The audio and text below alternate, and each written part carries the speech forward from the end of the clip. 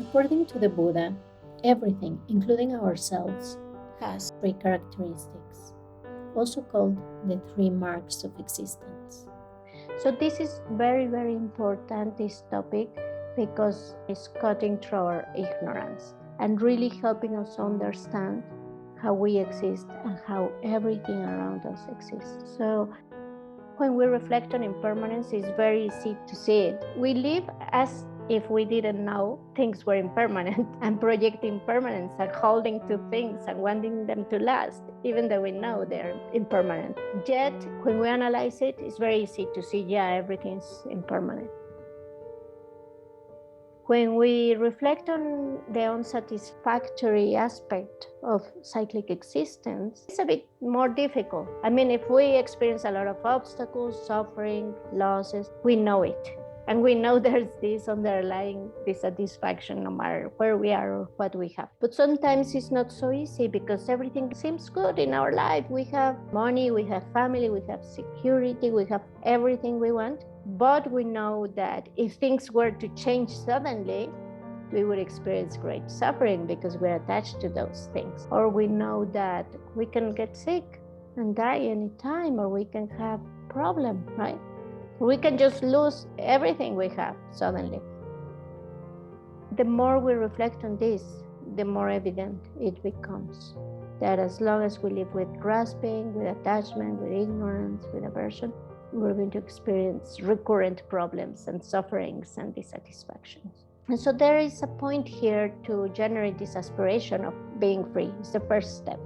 Because if we don't generate that aspiration, then we're not going to give the next steps. But it's also important to know that we also have to learn to be content with what we have and be grateful for it.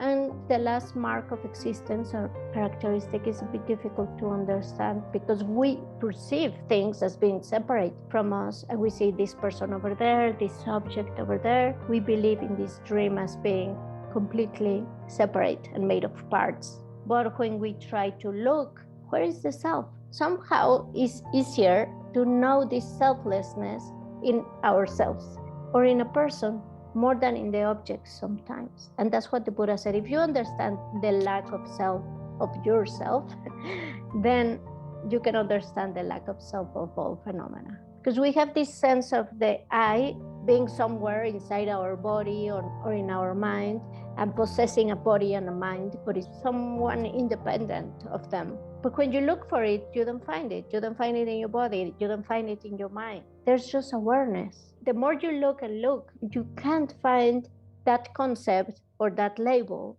of the self. So if you look for it in your body or in your mind, the more you look, the less you find it. And then that meditation leads you to realize the emptiness of phenomena. So slowly we will go through different meditations that will help us understand this selflessness. And maybe we, at some point, we understand it intellectually and it's very clear. Many physicists and scientists work with particles and know this is a world of appearances. They know it, yet they don't live according to it. And we can do the same. We can analyze it and understand it, but we don't live according to it because we don't really see it. We don't really have integrated that understanding, that vipassana, that wisdom. So the more we meditate and meditate on this, the more clear it becomes. And it's very useful to use the analogy of a dream, because in the dream we also feel that things are real, that they are over there, that these people and your problems are real. But when you become lucid in the dream, you realize that nothing has inherent existence, yet it appears. So you start relating with your dream in a different way. When you're lucid, you don't engage in the problems, you just dissolve them, you fly, you do whatever you want in your dream, right? So in this reality, when we become a Buddha, it's the same. We awake to this dream of existence, and we are not limited by karma, by causality, by this conditioned cyclic existence of birth, aging, illness, death, and again, being moved by karma, by this causality of our previous negative actions creating suffering. Reflect again and again on these topics and go deeper and deeper in gaining this wisdom and letting go of the grasping, That is the cause of our suffering, the grasping to the self, the grasping to phenomena as being really existent, and our attachment to pleasurable appearances and our rejection of these unpleasant appearances. All this is connected. Everything has these three marks. So check if you find any of these characteristics through your own experience. Thanks for listening and see you soon.